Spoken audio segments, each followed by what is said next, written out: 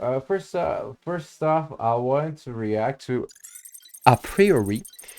Where is it? The greatest quest in vanilla. So there are like many quests in vanilla that are actually quite fucking good, and I'll give you one example. The quests to become a specialized to specialize your profession. I remember doing the quest to become specialized in blacksmithing and armor blacksmithing, and it took you all around the world, and it was like a lot of like traveling and just meeting new people and all this stuff. So, and there is like a couple like this, okay? There are like a couple quests like this, and it can be lore, it can be for a good weapon, it can be like there is like cool good stuff all around. So let's check this out. I'm seeing like something cool that I might watch later. So let's check this out. It's from my boy Varigan. And yeah, I want to check this out because some lore is always like welcome. Let me just check if like everything is working and there's music and actually I'm not you're not watching like because it happened to me that, like there was like no sound, or like that there was like sound but like problem is like too loud. So let me just this check up this and then we can get into it. Where's my stream? Here it is.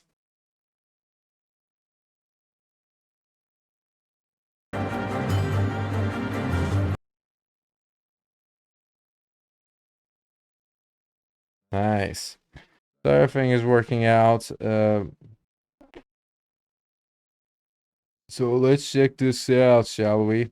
So the greatest quest in World of Warcraft. Can you believe that?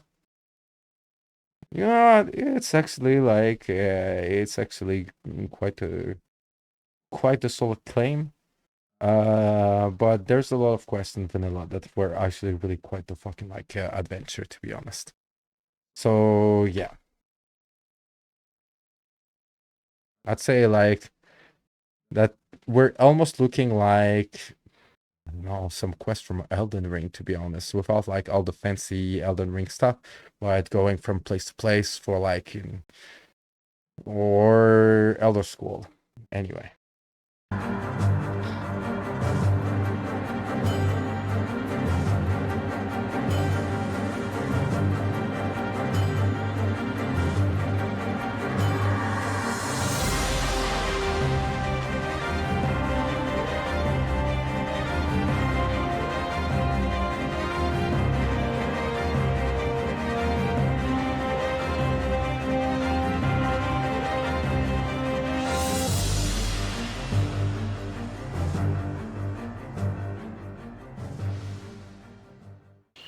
Hello, I'm Haslam, and this is my new channel, Verigan. Verigan is a chance for me to do three things. One, to share the experiences I've had in video games that are special to me. Two, to examine the intricacies of game design that allowed these experiences. And three, to flex my own dormant creative muscles.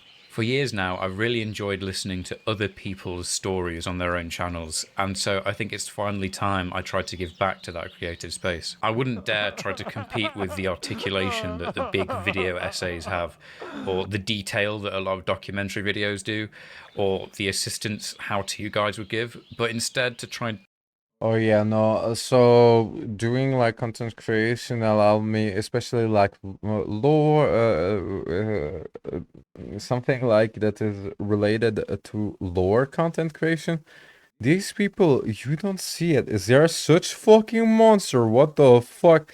It's like they're eating books and fucking like, just like fucking cyber implanting the fucking lore of the game to fucking get you this fucking juicy fucking lore video. I have no clue where they get the time. I have no clue how the fuck they get to fucking like learn so much and actually put such a beautiful and just like easily understandable content even from for players that have not played the game. Like lore content creators, you think that like the people that are like sharks are like when it comes to like hardworking and just like when it comes to like their video quality are like the fucking big productions? No, it's the lore creator videos. Bro, like I watched like some lore video and then I'm like, I'm playing WoW, so there's a lot of lore that I can kind of cover, you know. Oh my fucking god! Where the no no thank you. I'll enjoy my own fucking like watching lore videos. I'll never fucking try to write one because fuck you. It is it's so much work. Sit between the three of those genres and focus on the little things. This following story is perhaps my favourite in recent memory. It's also the namesake of this channel, so it had to come first, and I hope you like it.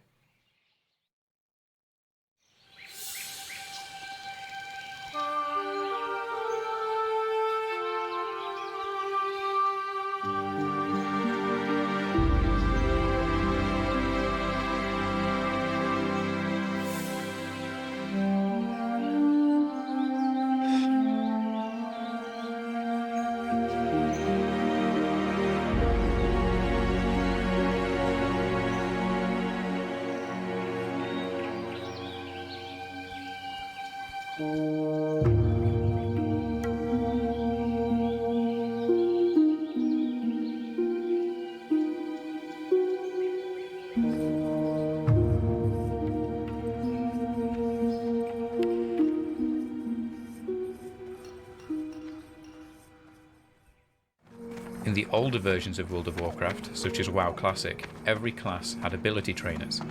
Abilities are fundamental to how you play the game, and you needed to visit a trainer often to upgrade and expand your character's skill set. And most of the time, sometimes you didn't have enough money to fucking upgrade your competence, your skill. So you had to make a choice because everyone was broke back then, and you needed to come back every single fucking level to check out if there was something new. And actually, the game developers really made it well that like every new level you get a little something. Like if not every level, every 2 levels you got a little something to upgrade. The only problem is everyone broke, like, and cost a lot to upgrade. But that was a fun time to kind of always come back. Now, remember when like for the retail players, for the five retail players left that are not like just AI controlled characters. Remember when skills at ranks and you could choose some lower ranks because just to make it like more like mana efficient. Yeah, I remember that as well. Anyway, Almost always, I played a human paladin, so my trainers of choice were occupied in the cathedral in Stormwind City, the capital of the Alliance. The jog through the city streets that you're seeing now up to the cathedral steps became routine and a welcome break between adventures. All players of all classes would have a ritual like this, and it helped populate the city streets as someone always had to go somewhere, and it fed into the wider illusion that the world felt alive. As you enter the nave of the cathedral, the 3 paladins that will teach you new abilities are on the left, but today's grand adventure doesn't come from them. It comes from this man in front of us, Dithorian Roll. We've just reached level 20, and so our mentor Dithorian believes we're ready for our next trial in our paladin training, the test of valor. The autumnal region of Westfall has a critical bandit problem, and it's left innocent people isolated and defenceless. Jordan Stillwell, a man with ties to the church, has requested a visit to his home to check in on his wife, and as we are a paladin, the duty falls to us. As a level 20 human, we've already explored much of Westfall, and so we can take the flight service over to Sentinel Hill, where the local militia is quartered. The Stillwell Orchard is a quiet getaway far from here to the south, well nestled between the Dagger Hills and the Longshore. It really is quite hidden, not the place you'd simply stumble across, making it quite exclusive to paladins. I love the existence of hidden nooks like this. It makes me think of the many places unique to other players and their journeys. I'm never going to find And there were many like places dedicated to within lost regions to class to certain class quests, or to certain, like, let's say, weapon quest, or like let's say Sulfuras, or like Thunder Fury and stuff like that. Like there was like a lot of things like that where you just like, unless you've done the quest, or unless if you have not done the quest, you'll never go there. And this was a cool part of Vanilla WoW. everything this game world has to offer, making it feel less like a game and more like a world.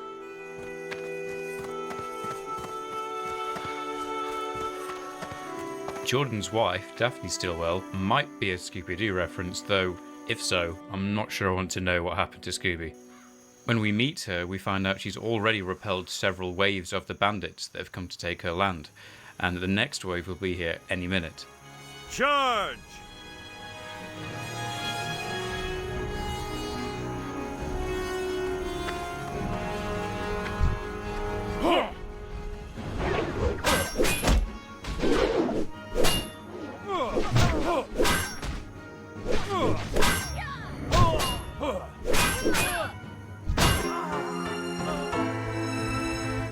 Now, I must admit, my first ever attempt at that part got me killed a couple of times.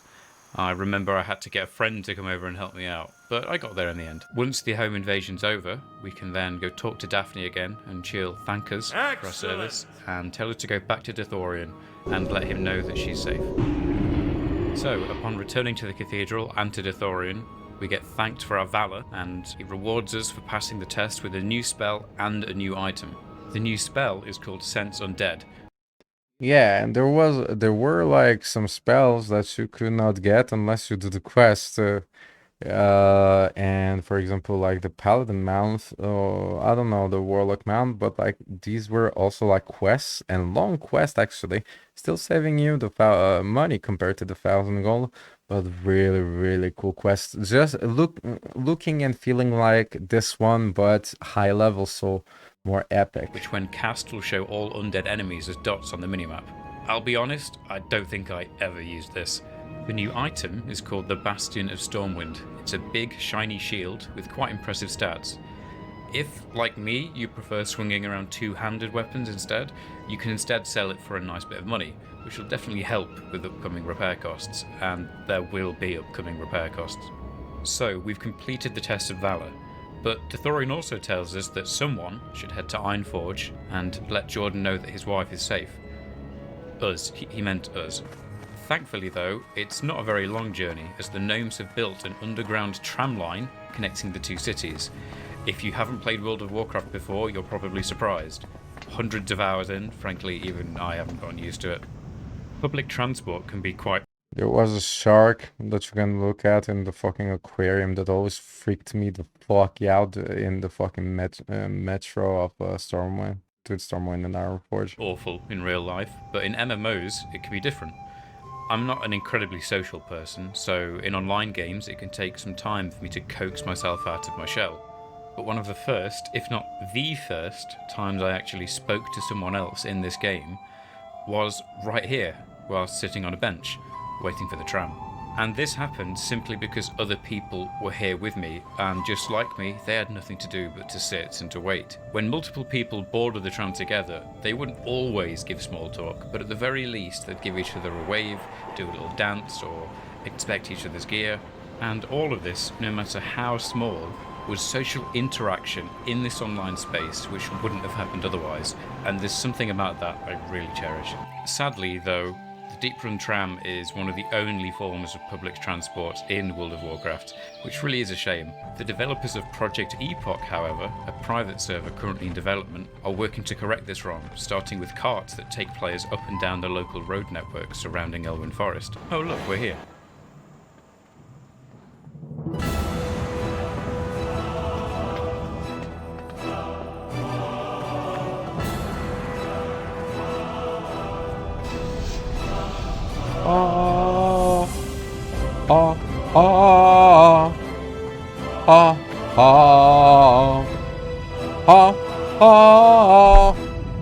ha ha.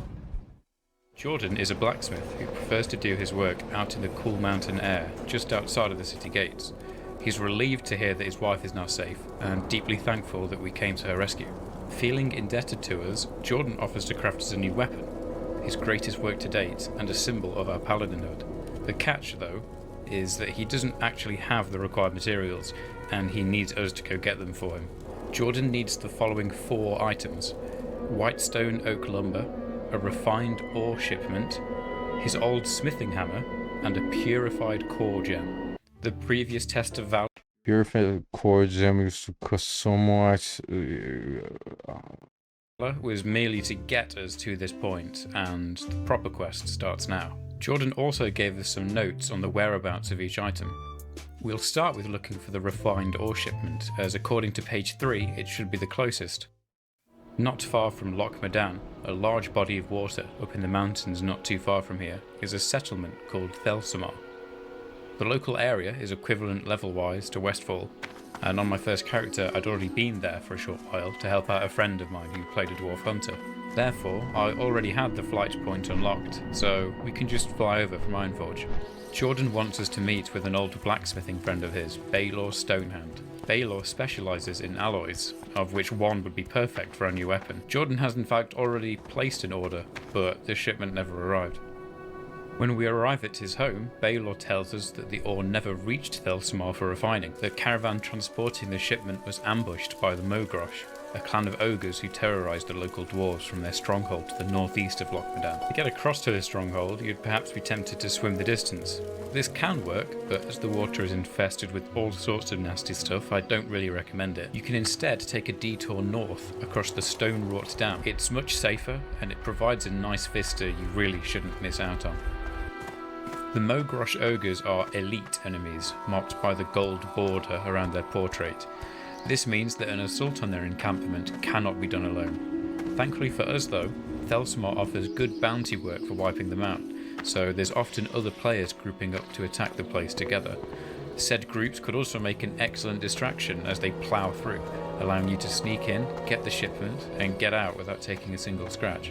As a footnote, I used to have a friend that was like during my vanilla days that was like high level. Each time I had like an elite quest, he will show up like a fucking champion. His name was Gozer. Ah, what a legend, this man. What a legend. I'd also like to highlight the lack of a highlight on the ore shipment. It's this wooden crate right here. Took me a couple of minutes to find first time around. So, shipment in hand, we can go back over the dam and back down to Thelsamar. Baylor is surprised of your return, but also elated. He somehow manages to refine the ore instantaneously, great for us, and hands it over. That's 1 item down, 3 to go. The next thing we need is a purified core gem, perhaps the most exotic item on the list. According to page 6, these gems can store magical energy, and to learn more we should consult with Thunderous Windweaver. Oh, it's a unique item. Basically, there was a gem that was the same icon looking, and it was expensive. A night elf in Orbadine who'll know more. Unfortunately for us, Orbadine is on the other side of the planet.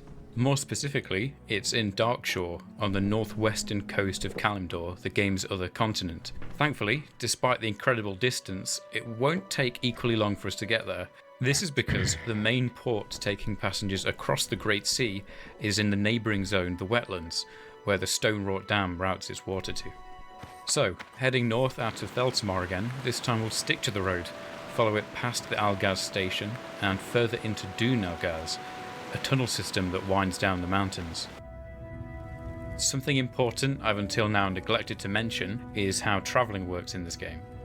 Just after our You walk basically, like, unless you have like you need to unlock all the travel points, and there wasn't like a way to cheat it. You need to get there and then you get there.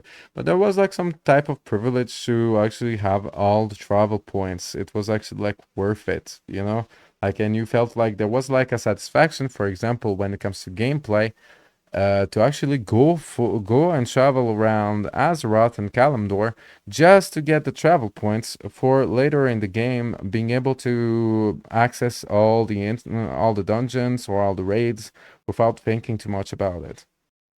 Because warlocks were rare, and warlocks that summons you on the other side of the world like didn't happen as always, you know. Our first battle in Westfall, I used my Hearthstone.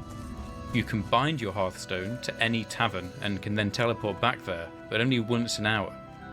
So during the cooldown, you have to pay a flight master to fly you from settlement to settlement. If you've never spoken to a settlement's respective flight master though, you can't fly there. And so when in the lower levels, like we are, it means you have to traverse this massive world primarily on foot. I'd also like to take a moment to point out how cool these tunnels are.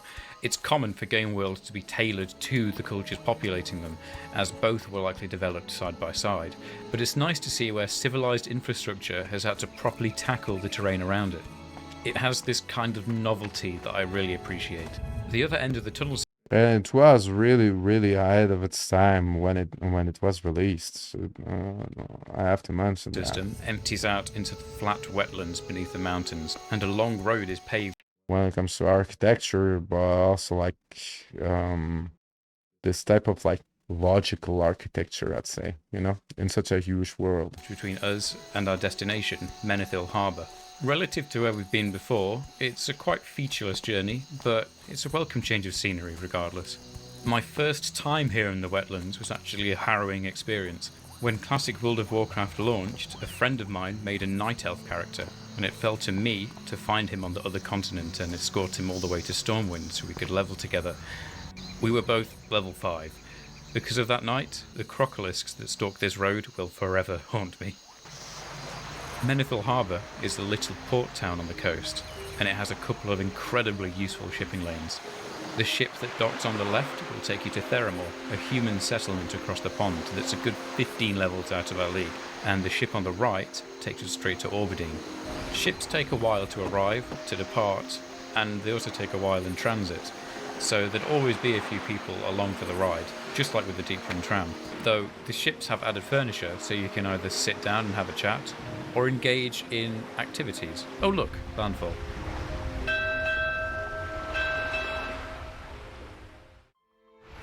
Orbadine is a little port village in the same vein as Menethil Harbour, but it's a lot darker, has a lot less walls, and a lot more elves.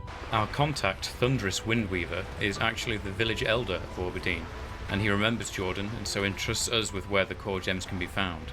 The Black Fathom Deeps, a sunken temple along the coast to the south of here. He sends us on our way, but warns us not to go alone.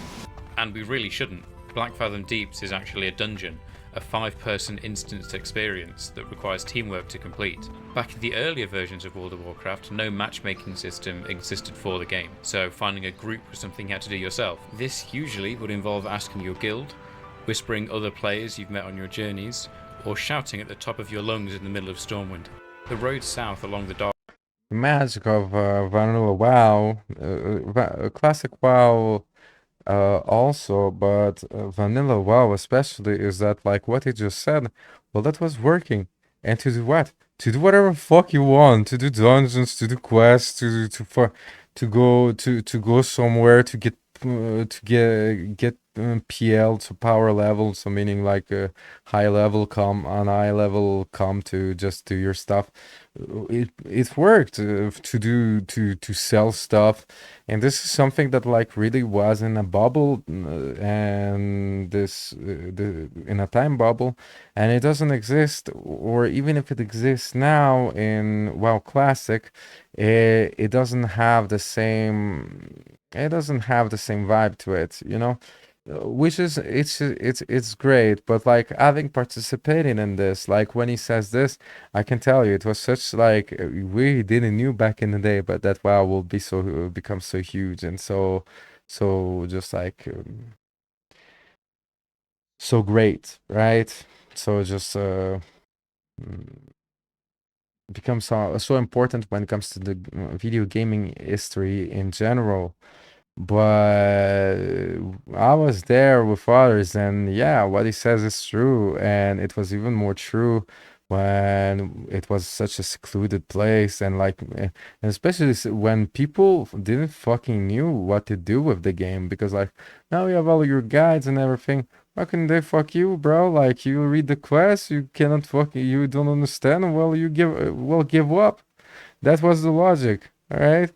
And it wasn't like until the Burning Crusade that Quest Helper got like released. Maybe it was earlier. Well, like back in the day, like even for questing, you will need to ask other people where the fuck you're supposed to go. But you know what was like really magical is that no one gave a fuck that like they got asked for like all the reasons that I just mentioned, and people helped each other, and it was great. Darkshore is quite a long one, but really quite safe for someone of our level. The final part of this jog, however, when we enter the next zone, Ashenvale, is contested territory. This means that the other faction of the game, the Horde, also have quests here, and so are allowed to attack you, and you them, and they want to visit the Blackfathom Deeps just as much as you do. Sadly, on my first character, I followed this road all the way around, met a group of Horde, and got murdered several times, but I later found out that there's a couple of extra ways the Alliance can get there that are far safer. Like several of Classic WoW's dungeons, Blackfathom Deeps is a really cool entrance that you have to descend down into. The Naga that drop the core gems can actually be found on the outside of the instance as well as the inside, so technically you don't have to do the dungeon, but you've crossed continents to get here, so you may as well make the most of it. As a human character, you typically have absolutely no reason to be so incredibly far from home, which is why I'm a big fan of quests like this that take you on globe-trotting adventures. You're sufficiently encouraged to play through the game's content, despite it being stretched over such a huge surface area. And what's interesting as well, as back in the day, like as someone globetrotting, as someone traveling through these zones that they didn't need it, is to kind of like discover this new region and being like, so this is a orc region with orc quests, with an ord region with horde quests, and that is basically useless for me. But like where other people leveled the same way, and because you see the level of the fucking like mobs in here, right, the monsters, the level of the monsters, and basically like with that you were able to kind of like judge what was like their quest zone compared to yours, and just discover that like it fucking exists, right? Because back in the day, hey, you was just watching the map and telling yourself, yeah, this is I know what it is. Nah, you didn't knew. Everything was so like so just like mysterious and just magical, you know? The feeling of arriving at new shores for the first time is pure magic, and the entirely unscripted manner in which it's done makes it all the more authentic. The opening sequence of the modern Dragonflight expansion I recently experienced was great, don't get me wrong, but looking back, I won't remember that. I will remember this. The Blackfathom Deeps is an intense, half underground, half underwater encounter, but frankly has no real relation to this story, so moving on. Once the dragon has been conquered... Dragon? Once the dungeon has been conquered, we can take the road back up north to Orbadine. Thunderous will tell us we've got the right kind of gem, though the evil magics of its previous owner have corrupted it. Not to worry though, Thunderous will instantaneously purify it for us. That's 2 items down, 2 to go. And there's also something else. You tell yourself, yeah, so much effort, right? Just for a fucking mace, right? It's not worth it. Well, that's the magic of fucking vanilla WoW, classic WoW. It was really worth it, actually, worth the time. It was worth the time, worth the investment, like the investment, actually. And that was like really like well thought out. And on top of that, you had like this unique adventure that you do not forget, you know. Let's head back to the Eastern Kingdoms. The natural thing to do in our position is to use our Hearthstone. Its cooldown has probably ended by now, and we're ready to go home. But for our third item, Jordan's old smithing hammer, taking the ship back is actually the quicker route. Pages 4 and 5 of Jordan's notes talk about his hammer, which he left behind when he and his wife fled from their old home during the Scourge invasion. The Scourge was essentially a zombie apocalypse, and it wiped out most of the human population during the events of Warcraft 3, a few years before World of Warcraft takes place. Jordan used to live in Pyrewood, a village that was once a part of the Kingdom of Gilneas. Most of Gilneas was sealed off from the invasion, but the southern parts of the Silver Pine Forest didn't make the cut. He trained under his father as a blacksmith in the keep, lumbering over the settlement, so that's where he would have left his hammer behind. But as with our previous journey, the issue isn't so much what we're doing, but where we're going. The Silver Pine Forest is far to the north of the wetlands, and it's incredibly dangerous, with most of the human territories having been claimed by the Forsaken, the undead faction within the Horde. The following journey is the pivotal point of this questline. If a paladin were to quit, it would probably be here. This is because the long journey to Silver Pine must not only be taken on foot, but it must be taken through very dangerous areas, and it must be done with a group, which we'll get to later.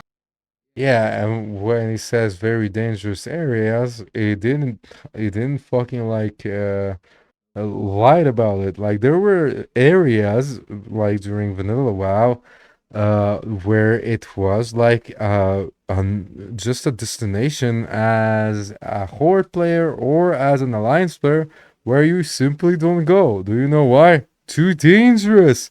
And this actually made the world like so alive and so like lifelike, because like some zones as an adventurer, no, you don't go there. What's even for a special opportunity? Well, you bring a little fucking army, you bring your little group, or else you don't fucking go there. Why? Because you'll get fucked up. And that was most of and there were like multiple zones like this. The time investment involved in simply getting to the hammer can be a filter, so let's not waste any more time. When first travelling across the long, muddy road towards Menethil Harbour, we came to a crossroads and kept going forward, but this time we're taking the path northward. Most open world games, massively multiplayer or otherwise, would provide for you a mount for journeys like this, and World of Warcraft does, but not for a lowly level 20-something like us. You need to train your riding skill to use mounts in this game, and that can only be done at level 40. Not to mention, both the training and the mount itself are incredibly expensive. In fact, if you didn't know you needed to, it's likely you wouldn't have saved up enough gold. The second tier of mounts available at level 60 were considerably faster, but the cost for these were simply insane, and in the earlier stages of the game they were quite the status symbol. The high requirements make the first time you saddle up in World of Warcraft feel absolutely amazing, but Oh yeah, you felt like a king walking around with your fucking mount, bro. Especially the 100, the epic mount at 60, bro. Like you knew who the fuck was a player and who the fuck was slacking, until that day comes, we're stuck to trudging along on foot. It won't be too long before we reach the Thandal Span, one of the great wonders of this world. But unfortunately, it really has seen better days, so be careful where you step, and don't look down. The span takes us into a place called the Arathi Highlands, an ancient human land that has since become infested with all sorts of awful stuff like elementals, ogres, trolls, the Horde, and even dinosaurs. This area is for players from levels 30 to 40, and so it's way out of our league and incredibly dangerous. We're entirely helpless if any of the monsters along the road decide to attack us, but still, let's push on. Successfully evading dinosaurs and enemy players, we can reach Refuge Point, a secluded safe haven. Or even like when it comes to medieval fantasy, so basically rounds, if you study like the medieval world a little bit, roads were actually fucking important. Do you know why? Because you don't get fucked by the wildlife if you follow the roads. And actually, well, in WoW, it was also something that I noticed back in the day that like how important these routes were because well, there is no fucking like negotiating going straight ahead like we do now, rather than taking the route because the route actually kept you safe, just like it did in medieval times, just like it did in like heroic fantasy, like just like it does in heroic fantasy. So this is really cool, like you don't get out of this door, you don't go further too far from the road because it's fucking dangerous. For the Alliance and unlock its flight point. After taking a bit of a break to de-stress, we can finally get back out onto the road again, heading west. The big structure coming up on the left looks like it might be safe, but it's actually full of elite bandits, so if you're being attacked, don't go in there, things will just get worse. Eventually we hit a wall. Hopefully not a metaphorical one, but a physical one, a really big wall. This is Thoradin's wall. an equivalent to our Hadrian's Wall, and though it's seen better days, it's still up there with the Thandal Span as one of the coolest structures in the game.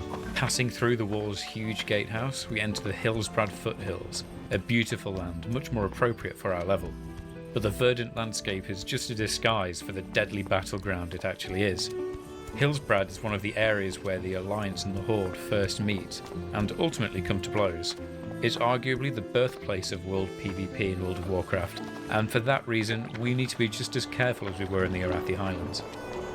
South Shore, a nice little town on the coast, is the new frontier of humanity, and it's relatively safe, so we should head there and get the flight point. The Hillsbrad foothills is one of my favourite places in the game, and is important for a lot of reasons, of which many are explored when you go back in time to visit it in the game's first expansion. But the video is already quite long, and that would be too much of a tangent, so moving on. Yeah, let me do this tangent instead of him, because the video is already quite long, and it will be too long to explain. Now I say I won't do it, but like, no, because my video is also quite long, so might as well fucking do the joke. Exploring South Shore, we can hit the road again and keep heading west, until eventually reaching the border to the Silver Pine Forest. The greens become noticeably darker and the atmosphere altogether spookier, and this is a clear indicator that we're entering the lands of the undead. Silver Pine is an early leveling zone for undead characters, a direct equivalent to Westfall, and so it's... Let me just check. I have like PTSD because my... Okay. Everything's fine. Let's keep going with the adventure. Marked officially as Horde territory. This means that enemy players can't be attacked, but we still can be. Our best hope is to follow the road all the way to Pyrewood Village, and if we pass any Horde players, give them a polite wave, but don't stop running, no matter what. The place where Jordan left his hammer has since become an evil, tainted place, now known as Shadowfang Keep. Just like the Black Fathom Deeps, it's a dungeon instance, only this time the item we need is quite deep in, so we definitely shouldn't be alone. A great place to recuperate and repair our gear though is in Pyrewood Village, just down the hill. But be careful, the villages are pleasant enough during the day, but during the night you see another, far less cooperative side too. Sadly, I've rarely seen this village in its daytime state, as the server time in this game is tied to real time, and I'd often play games in the evening. Regardless, I find stuff like this really cool, and I don't remember seeing anything similar in other games. What would be a normal leveling zone for one half of the player base is a useful, if not time-limited hub for the other, and attaching significant things to the day-night cycle of the game in general is really cool. Partially related is a nearby merchant called Wallace the Blind, who is at the sealed entrance to the rest of Gilneas. Yeah, basically Gilneas is actually the capital of the Worgans, and the Worgans, they are actually like werewolves. Like, technically they can morph whenever the fuck they want by now, but like back in the day, yeah, typical werewolf. So you come by the day, no furies. You come by during the night, everyone is a fury for some reason.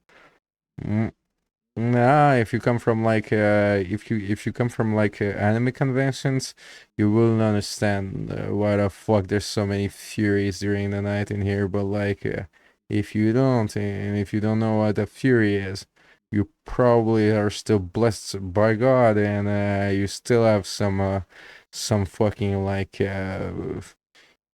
hope for humanity left.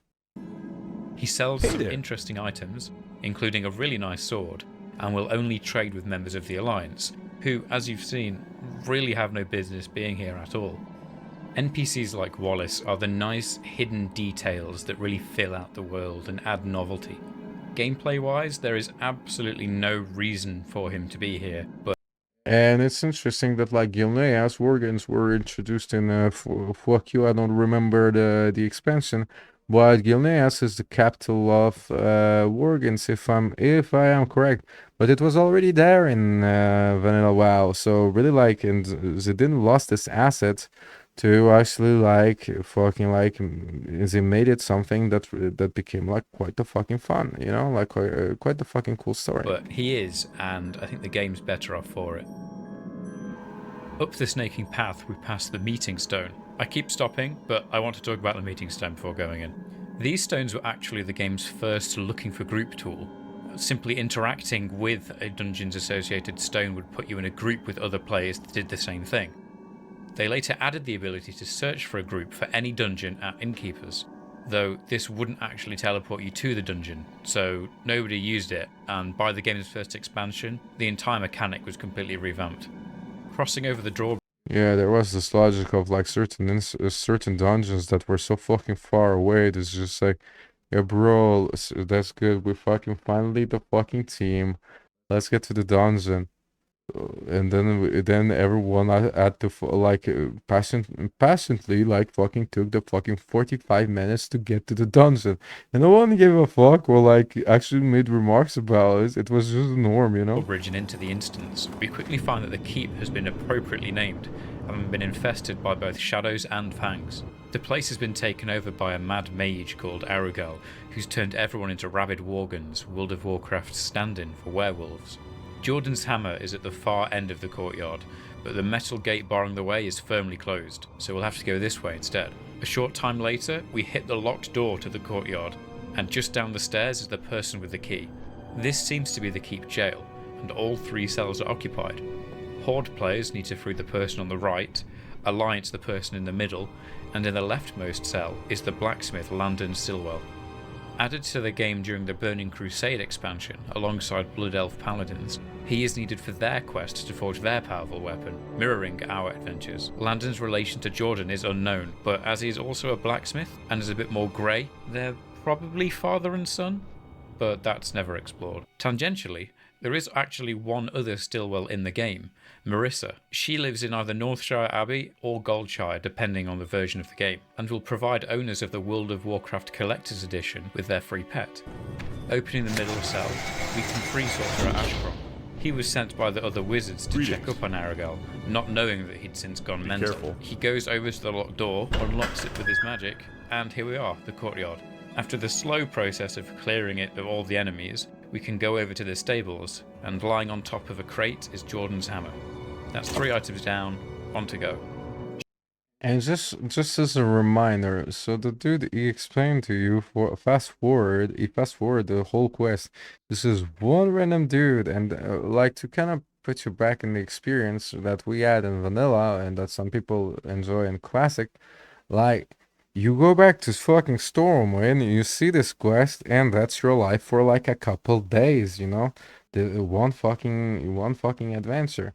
And this is what like really made like World of Warcraft classic vanilla shine back in the day, because it was like because this happened more than often. That like you just find this quest and you're fucked with it for like a couple days, if not a week, and best time of your life, you know. And it happened multiple times for like to ever classes in at pretty much any range, any level range. Shadowfang Keep is one of my favourite dungeons though, and it's worth seeing through to the end. On I think my second ever run of the dungeon, an Assassin's Blade dropped, and I won it. If I recall correctly, this is the best in-slot weapon for rogues wanting to do the PvP battlegrounds in this level bracket, and because of this I managed to sell it on the auction house for well over 100 gold, which at this level felt like winning the lottery. Also, the final boss dropped some really good caster gear, and the robes are incredibly stylish. I can imagine a 12-year-old back in 2004 dropping their jaw in awe after seeing a player wearing it in Stormwind. Okay, so that's the longest journey of the entire quest done. There's nowhere we're heading back on foot, so let's Hearthstone back. The final item Jordan needs is some whitestone oak lumber, which he tells us about back on page 2. The whitestone oak is a rare and exotic tree, and its wood is known for its strength, so Jordan thinks a good handle could be made for our weapon. This step in the quest is typically the first step you'd actually take, not the last, but I saved it for last because it'll take us all the way back to Westfall, and it's always more poetic when things end close to where they started. The whitestone oak's resilience makes it very useful as supports for mine shafts, and Jordan happens to know that the dead mines had a large amount stocked when they were operational. With any luck, there should be some left for us. Landing in Westfall again, this time we're off to Moonbrook, an old bandit-ridden town, and into the Dead Mines secret entrance at the back. The Dead Mines is yet another 5-person dungeon, but after returning from our world-spanning adventures, we're powerful enough to not need a proper group, and can probably get by with just the help of a friend or two. The mines can prove a bit of a maze for newer players, and even getting to the instance caused me a bit of grief initially. I'd elaborate more on the story of this place, but at our level, we'd have been here before several times already, and this video is already quite a lot longer than intended. Eventually, we reach a big door. On the other side of the door is the big chamber where the lumber is stored, and guarding it is a group of goblin woodcarvers, led by their mech-mounted boss, Sneed. Once the room is cleared and Sneed is dead, we can loot one of the lesser goblins and get our final item, the white stone oak lumber. That's 4 items down and none to go. Let's get out of here. So that's all 4 items in our inventory. We fought through mines, keeps, ogre strongholds, ancient temples, rode on trams, walked through mountains, trudged along wetlands and tiptoed through highlands. We've been across a loch, across a continent, to a different continent, underneath both of them, and back again, being chased by bandits, ogres, crocolisks. Yeah, and by the way, so what's also important is that like see the mechs that it talks about didn't got replaced like it didn't got replaced for at least like 5 to 10 levels. That's also why it was like there was like a good reason and legitimate reason to actually go for these quests because after that like there is no better thing that like you can get for quite a long time, and you get and this way this is why like you got attached to some items even though they were like random blue, random greens, you know. Worgans, Naga, ghosts, goblins, dinosaurs. Who doesn't fucking remember the fucking like carrot trinket that you got in the zone next to Tenares? It was the first trinket ever that you ever get, technically. You can get one earlier, probably, but like from a quest. This was like the first trinket ever you can get from a quest. It was like a trinket that like makes your mount go a little faster. Like, who doesn't remember that? It was a carrot on the stick or something like that. And now we're here at the final stretch.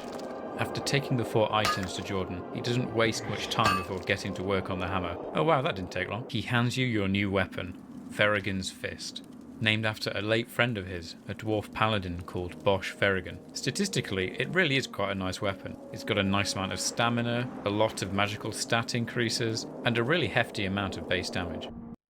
And compared to like a lot of weapons back in the day during leveling, this was a really cool looking weapon as well. Paladins usually won't find a replacement for this weapon for at least 10 levels, and the damage upgrade in using it is very, very noticeable. Sadly for me, as a Retribution Paladin, there's no strength or agility on it, but I'm just splitting hairs, and as everyone has said at some point in their life, it's not about the destination, it's about the journey. Or is it, it's about the journey, not the destination?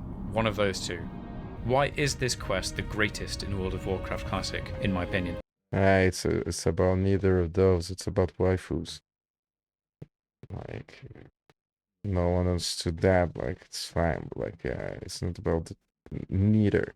The answer is it's all about waifus. As much as I do enjoy the narrative frame of getting a big hammer, the aforementioned journey is why. It makes a perfect showcase of everything I love about this game. Azeroth is a huge fantasy world that you can share with thousands of other people in real time. It doesn't really ask you to explore it, but instead subtly nudges you into wanting to. The 2 continents have a collection of incredibly diverse environments, and despite the game's maintained popularity for nearly 20 years, the world is still full of hidden corners and details that will make your journey feel unique. The game will let you fly solo, but even people like me who traditionally play single-player games are drawn into its communities through exposure to other people. You even share downtime together, and it puts everyone on the same approachable level, a level from which you can then build relationships with other people, maybe even join a guild, learn more about the game, and even go on raids together. And even if you don't want to talk to anyone, the knowledge that everyone you pass on the streets of Stormwind is a real person on their own unique journey just like you is so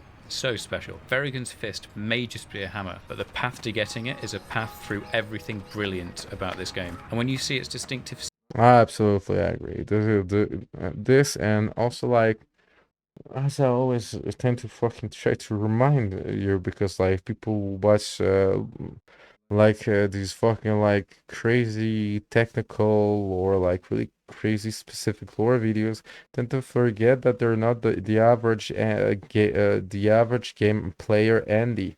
They're not the average player, right? And this is an average player telling you about like the experiences that he get to fucking enjoy. It's not you, the dude that fucking does Mythic plus 13, that is concerned for that. So don't stop fucking hating on this fucking content.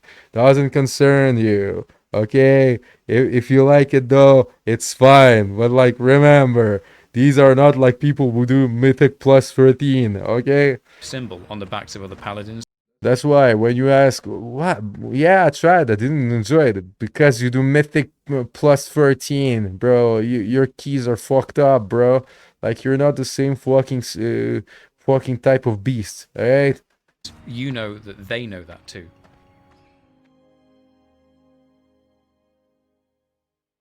So there it was, my first video. Though I only properly discovered World of Warcraft relatively recently in my life, it's one of the best games I've ever played, and it's let me meet many new people, Mas some of remember, which are still my close friends to this day. This isn't to say that World of Warcraft is a focus of Veragon though. I already have a few ideas for small details I can obsess over from all different sorts of games. Besides, if you want to hear more stories coming from this game, the channel Mad Season show more than had you covered. He was a big inspiration. And if you want to hear about the grandest quest in World of Warcraft, look no further than Barney64's Scarab Lord Adventures. I'll put a link to both of those channels in the description. If you enjoyed this video, please leave it a like, and if you'd be more interested in seeing more videos like this on Veragon, you can subscribe. Comments are also very much appreciated, as is any feedback you can give me, because frankly, I've got no idea what I'm doing. yeah, that's, don't worry, it's the same with every fucking content creators. Subscribe to this guy. This is a great video. Like this is like this is actually quite a fucking like good video, and I'll actually take the recommendation. Where the fuck is it? The where the fuck is it? I'll take the fucking video recommendation.